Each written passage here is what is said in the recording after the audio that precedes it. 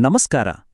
Ralph ಟಿ.ಎಚ್. Griffith ಅವರು ಅನುವಾದ ಮಾಡಿರುವ ಪ್ರಾಚೀನ ಭಾರತೀಯ ಮಹಾಕಾವ್ಯದ ಈ ಅದ್ಭುತ ವಿವರಣೆಗೆ ನೇರವಾಗಿ ಹೋಗೋಣ. ಇದೊಂದು ಬರೀ ಕಥೆಯಲ್ಲ, ಕಥೆಯೊಳಗೊಂದು ಕಥೆ.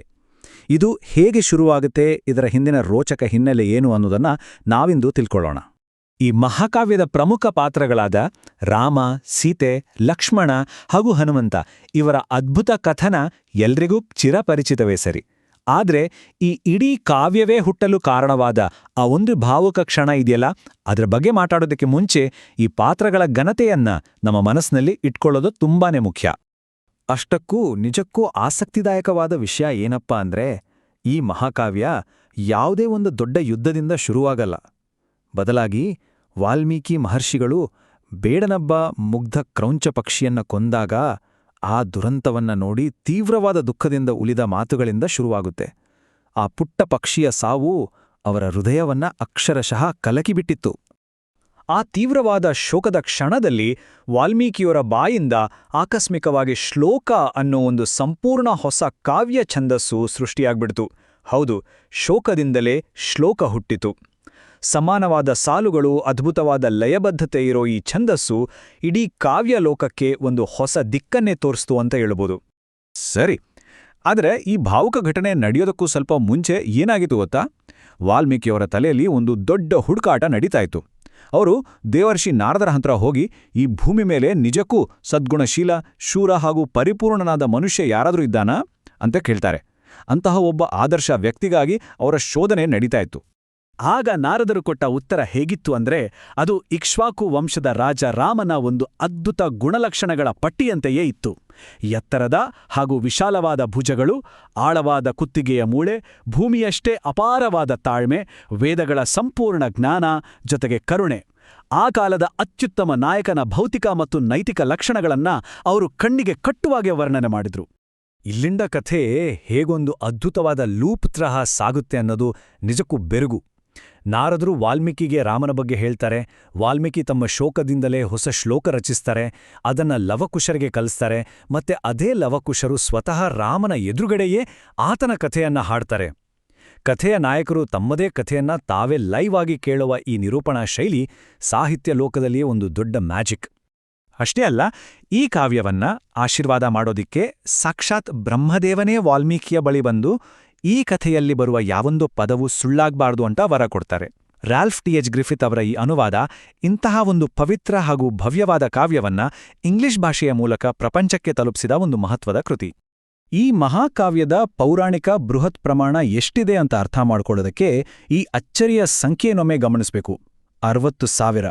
ಹೌದು, ರಾಜವಂಶದ ಪ್ರಾಚೀನ ಪೂರ್ವಜರಾದ ಸಗರ ಚಕ್ರವರ್ತಿಗೆ ಬರೋಬ್ಬರಿ 60,000 ಮಕ್ಕಳಿದ್ರು ಅಂತ ಉಲ್ಲೇಖವಿದೆ. ಇದನ್ನ ಕೇಳಿದ್ರೇನೆ ಈ ಕಾವ್ಯದ ಕಲ್ಪನಾತೀತ ವ್ಯಾಪ್ತಿ ಎಷ್ಟಿರ್ಬೋದು ಅಂತ ನಮಗೆ ಅಂದಾಜು ಸಿಗುತ್ತೆ. ಈಗ ಕಾವ್ಯದ ಸೃಷ್ಟಿಯ ಕಥೆಯಿಂದ ಸ್ವತಃ ಕಥೆಯ ಹಿನ್ನೆಲೆಗೆ ಬರೋಣ. ಈ ಮಹಾಕಾವ್ಯ ಕೋಸಲ ದೇಶದ ಆದರ್ಶ ರಾಜಧಾನಿಯಾದ ಅಯೋಧ್ಯೆಯ ಅತ್ಯಂತ ಸುಂದರವಾದ ಚಿತ್ರಣವನ್ನ ನಮ್ಮುಂದಿಡುತ್ತೆ. ಅದೊಂದು ನಿಜವಾದ ಸ್ವರ್ಣನಗರಿ.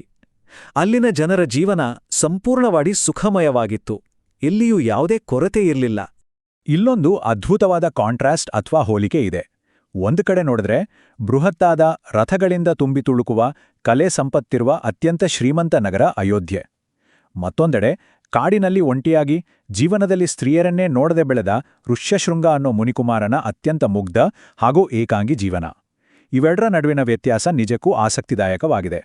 ಆದ್ರೆ ನೋಡಿ, ಎಷ್ಟೇ ಆಗ್ಲಿ ಬಡತನ ಅನ್ನೋದೇ ಗೊತ್ತಿಲ್ಲದ ಅಂತಹ ಒಂದು ಪರಿಪೂರ್ಣ ನಗರವನ್ನ ಆಳ್ತಾ ಇದ್ರೂ ಕೂಡ ದಶರಥ ಮಹಾರಾಜ ಒಳಗೊಳಗೆ ಒಂದು ದೊಡ್ಡ ಕೊರಗಲಿಂದ ನಳುತ್ತಿರ್ತಾನೆ.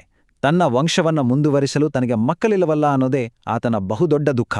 ಸಕಲ ಐಶ್ವರ್ಯಗಳು ಇದ್ರೂ ಆತನ ಬಾಳಲ್ಲಿ ಇದೊಂದು ಮಾತ್ರ ದೊಡ್ಡ ಶೂನ್ಯವಾಗಿತ್ತು. ಹಾಗಾದ್ರೆ ಈ ಸಮಸ್ಯೆಗೆ ಪರಿಹಾರ ಏನು? ಆಗ ಮಂತ್ರಿಗಳು ಸನತ್ ಕುಮಾರರ ಒಂದು ಪ್ರಾಚೀನ ಭವಿಷ್ಯವಾಣಿಯನ್ನು ನೆನಪು ಮಾಡ್ತಾರೆ. ಅದರ ಪ್ರಕಾರ ದಶರಥ ಮಹಾರಾಜ ಒಂದು ಮಹಾನ್ ಅಶ್ವಮೇಧ ಯಾಗವನ್ನ ಮಾಡಬೇಕಾಗತ್ತೆ. ಆದರೆ ಟ್ವಿಸ್ಟ್ ಏನಂದ್ರೆ, ಆ ಯಾಗಕ್ಕೆ ಆ ಮುಗ್ಧ ಮುನಿಕುಮಾರ ಋಷ್ಯಶೃಂಗ ಬರೋದು ಕಡ್ಡಾಯವಾಗಿರುತ್ತೆ. ಆ ಮುಗ್ಧ ಹುಡುಗನನ್ನ ಅವನ ತಂದೆಯಿಂದ ದೂರ ಕರೆದುಕೊಂಡು ಬರೋದಕ್ಕೆ ಒಂದು ಚಾಣಾಕ್ಷ ಯೋಜನೆಯನ್ನೇ ರೂಪಿಸ್ತಾರೆ. ಕೃತಕ ಮರಗಳಿರೋ ಹಡಗುಗಳನ್ನ ಕಟ್ಟೋದು, ತಪಸ್ವಿನಿ ವೇಷದಲ್ಲಿ ಸುಂದರಿಯರನ್ನ ಕಳಿಸೋದು, ಸಿಹಿ ತಿನಿಸುಗಳನ್ನ ಕೊಟ್ಟು ಆತನನ್ನ ಆಕರ್ಷಿಸೋದು, ಆಮೇಲೆ ಆತನನ್ನ ರಾಜಧಾನಿಗೆ ಕರೆತರುವುದು. ಇದು ನಿಜಕ್ಕೂ ಕಥೆಯಲ್ಲಿ ಬರುವ ಒಂದು ಬಹುಮುಖ್ಯ ಹಾಗೂ ವಿಶಿಷ್ಟವಾದ ಘಟ್ಟ. ಆ ಯೋಜನೆ ಪಕ್ಕಾ ಕೆಲಸ ಮಾಡುತ್ತೆ. ಆ ಮುನಿಕುಮಾರ್ ಅಲ್ಲಿಯವರೆಗೂ ಮಹಿಳೆಯರನ್ನು ನೋಡಿರ್ಲಿಲ್ವಲ್ಲ, ಆ ಅಪರಿಚಿತ ಪಾನೀಯದ ಸಿಹಿ ರುಚಿ, ಆ ಕೋಮಲ ಸ್ಪರ್ಶ ಇವೆಲ್ಲವೂ ಅವನ ಮುಗ್ಧ ಮನಸ್ಸನ್ನ ಕದ್ದು ಸಂಪೂರ್ಣವಾಗಿ ಮರುಳು ಮಾಡಿಬಿಡುತ್ತೆ. ಋಷ್ಯಶೃಂಗ ಹಾಗೆ ರಾಜಧಾನಿಗೆ ಕಾಲಿಟ್ಟಿದ್ದೇ ತಡ ರಾಜ್ಯದಲ್ಲಿ ಧಾರಾಕಾರ ಮಳೆ ಸುರು, ಭೀಕರವಾಗಿದ್ದ ಬರಗಾಲ ಅಂತ್ಯಗೊಳ್ಳುತ್ತೆ. ಆಮೇಲೆ ಆತನಿಗೆ ದಶರಥನ ಮಗಳಾದ ಸುಂದರ ಶಾಂತೆಯ ಜೊತೆ ವಿವಾಹವಾಗುತ್ತೆ. ದಶರಥನಿಗೆ ಪುತ್ರ ಸಂತಾನ ಕರುಣಿಸುವ ಯಾಗವನ್ನ ನಡೆಸ್ಕೊಡಲು ಆತ ಒಪ್ಕೊಳ್ತಾನೆ. ಇದರಿಂದ ಇಡೀ ರಾಜ್ಯಕ್ಕೆ ಒಂದು ದೊಡ್ಡ ರಿಲೀಫ್ ಸಿಗುತ್ತೆ. ಅಲ್ಲಿಂದ ಕಥೆಯ ಮುಂದಿನ ಘಟ್ಟ ಸರಯೂ ನದಿಯ ಉತ್ತರ ದಡದಲ್ಲಿ ಶುರುವಾಗುತ್ತೆ. ಇದೊಂದು ಬೃಹತ್ ಹಾಗೂ ವರ್ಷಪೂರ್ತಿ ನಡೆಯುವಂಥ ಮಹಾಯಾಗ. ಸ್ವತಂತ್ರವಾಗಿ ಸಂಚರಿಸುವ ಕುದುರೆ, ಸಾವಿರಾರು ಜನ ಅತಿಥಿಗಳು ಮತ್ತು ಅತ್ಯಂತ ಕಟ್ಟುನಿಟ್ಟಿನಾಗಿ ವೈದಿಕ ನಿಯಮಗಳನ್ನು ಪಾಲಿಸುವ ಪುರೋಹಿತರು, ಇವೆಲ್ಲವೂ ಈ ಮಹಾಕಾವ್ಯದ ಭವ್ಯತೆಯನ್ನ ಮತ್ತಷ್ಟು ಎತ್ತಿ ತೋರಿಸುತ್ತವೆ. ಕೊನೆಗೂ ಯಾಗ ಸಂಪೂರ್ಣವಾಯಿತು, ಪ್ರಾರ್ಥನೆ ಫಲಿಸ್ತು. ಆದರೆ ಇಲ್ಲೇ ಒಂದು ದೊಡ್ಡ ಪ್ರಶ್ನೆ ಹುಟ್ಕೊಳ್ಳೋದು, ಎಷ್ಟು ಕಷ್ಟಪಟ್ಟು ಯಾಗ ಯಜ್ಞಗಳನ್ನು ಮಾಡಿ ಪಡೆದ ಈ ಪುತ್ರರ ಭವಿಷ್ಯ ಏನಾಗ್ಬೋದು? ಮುಂಬರುವ ಈ ಬೃಹತ್ ಕಥಾನಕದಲ್ಲಿ ಅವರ ಜೀವನ ಹೇಗೆ ಸಾಗಲಿದೆ? ಪ್ರಕೃತಿ, ವಿಧಿ ಮತ್ತು ಧರ್ಮ ಇವುಗಳೆಲ್ಲ ಸೇರಿ ಅವರ ಭವಿಷ್ಯವನ್ನ ಹೇಗೆ ರೂಪಿಸಲಿವೆ? ಈ ಅದ್ಭುತ ಕಾವ್ಯದ ಆಳವನ್ನ ಮತ್ತಷ್ಟು ಅರಿಯುವ ಕುತೂಹಲ ಖಂಡಿತ ಮೂಡಿದೆ ಅಂತ ಭಾವಿಸ್ತಾ ಈ ವಿವರಣೆಯನ್ನ ಇಲ್ಲಿಗೆ ಮುಕ್ತಾಯ ಮಾಡೋಣ. ನೀವು ನೋಡಿದ್ದಕ್ಕಾಗಿ ಧನ್ಯವಾದಗಳು. ಹೆಚ್ಚಿನ ವಿಡಿಯೋಗಳಿಗಾಗಿ ಹಂಚಿಕೊಳ್ಳಿ ಮತ್ತು ಚಂದಾದಾರರಾಗಿ.